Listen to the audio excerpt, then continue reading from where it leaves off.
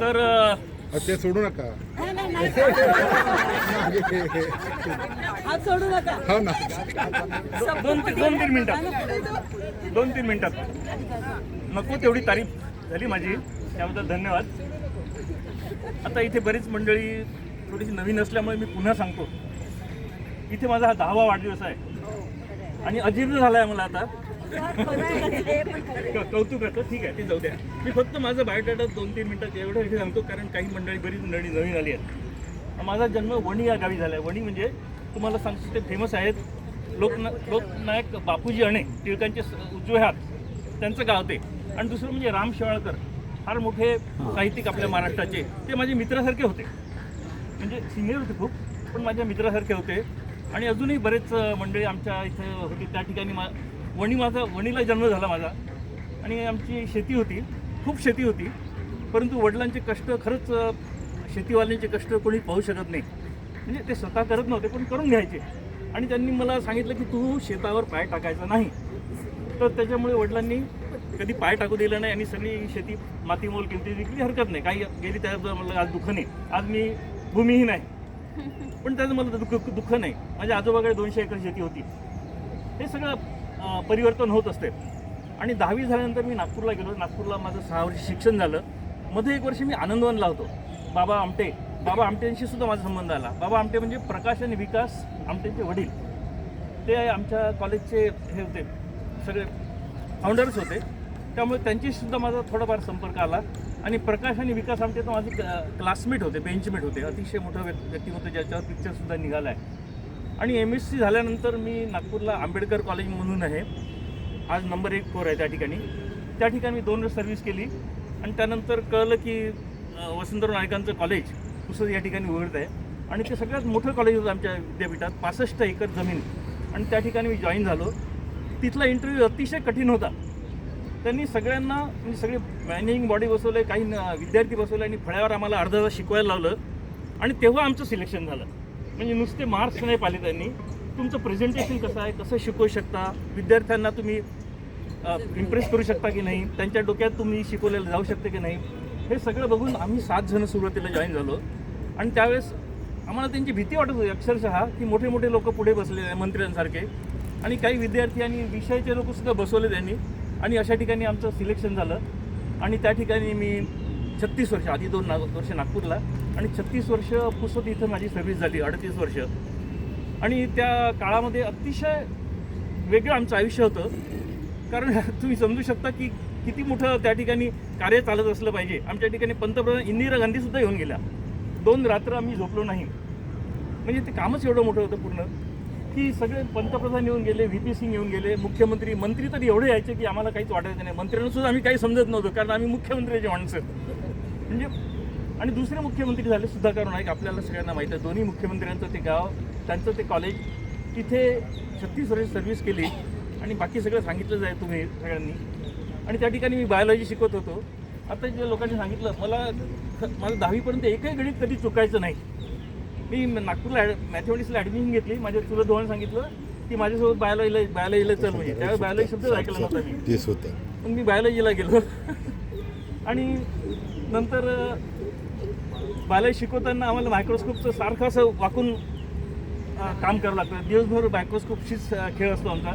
त्यामुळे मला थोडा पाठीचा सुद्धा त्रास आहे आत्ताही.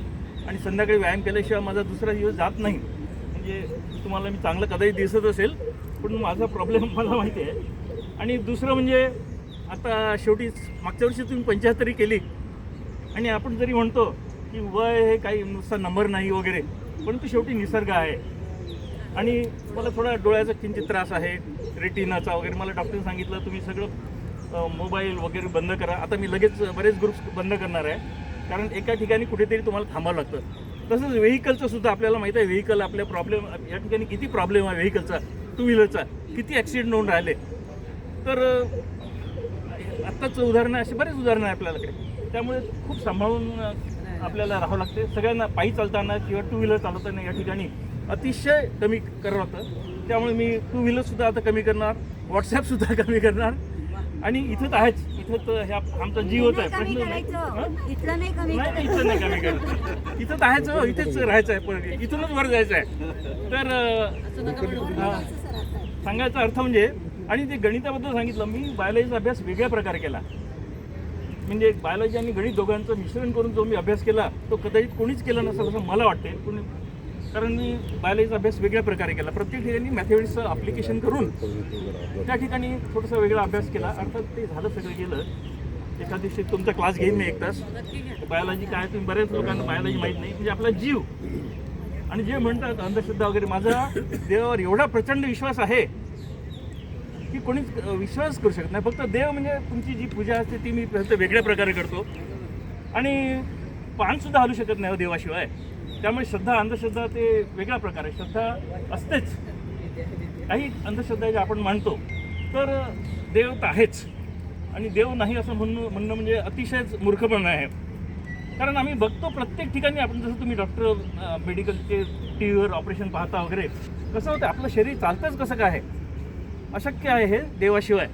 प्रत्येक पानसुद्धा हलू शकत नाही, आणि त्या कित्येक याचं उत्तर अजून मला मिळालं नाही. कित्येक प्रश्न माझ्या डोक्यात आहे, मी आमच्या विद्यार्थ्यांना तर विचारू शकत नाही, आणि असंही कोणी मिळत नाही मला की त्या प्रश्नांची उत्तरं मला अजून मिळालं नाही. किती वाचन केलेलं आहे, किती आहे, परंतु शेवटी जो देव आहे तो सगळ्यात सुप्रीम आहे. आपल्याला मानवाला मुंगी आपल्या मानवाबद्दल करू शकते का? मानव कसा राहत असेल, कसं त्यांचं शरीर चालत असेल, तसं देवाचं आहे. आपण त्याचा विचारच करू शकत नाही. आणि मी तर म्हणतो देवाचा विचार करू नये, देव आहेच. तुम्ही काय देवाचा विचार करण्याची तुमची कुवतच नाही आहे. एवढा मोठा देव आहे, काय तुम्ही सांगणार देव कसा आहे? तर आहे, आणि त्याच्याबद्दल तर प्रश्नच नाही. त्यामुळे माझी 100% श्रद्धा तर आहेच, प्रश्नच नाही. आणि आपल्या सगळ्यांच्या प्रेमामुळे मी या ठिकाणी चांगला आहे आणि चांगला राहीन असं वाटतंय. आणि आपला ग्रुप किती चांगला आहे सगळ्यांना काही सांगायची गरज नाही. कदाचित पुण्यामध्ये असा ग्रुप नसेल, आणि आता कदम साहेब आल्यापासून त्यांनी पुन्हा 4 चांद लावलेले आपल्या ग्रुपला, चार्जिंग केलं सगळं, त्याच्यामुळे अजूनच उत्साह खूप वाढलेला आहे. आज मी फक्त घाटे सरांना आणि त्यांची मिसेस यांना बोलावलं आहे. जवळच राहतात, ते इथे फिरतात वगैरे म्हणून बोलावलं आहे. त्यांचा नक्कीच आपल्या लोकांना काही फायदा होईल. कदम साहेबांनी सांगितलं वार, बंडेवर साहेब हे घेऊन तिकडे, तर हे बंडेवर साहेब आहेत, इथे सुप्रीम ऑरेलियामध्ये राहतात, आणि त्यांचं फार मोठं काम आहे. मी चष्म्याचं सांगितलं ते एक छोटंसं एक आहे, साईड बाय साईड त्यांना आवड आहे म्हणून.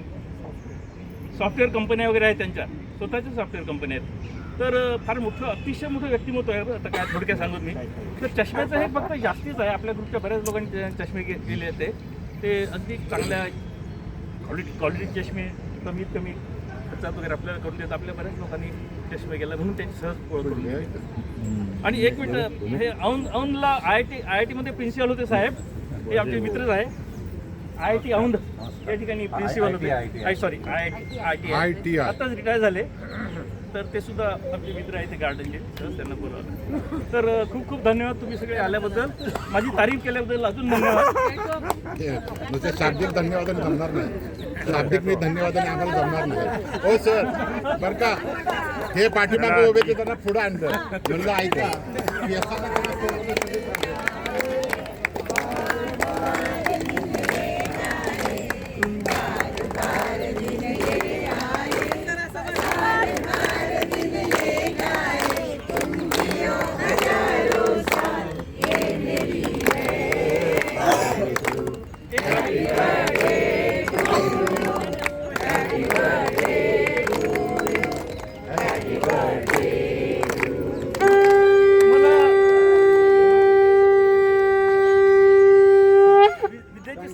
माझं वय वाढूनच नाही राहिलं आहे. आणि सांगतो, आज जे काही स्वीट आहे ते शुगर फ्री आहे.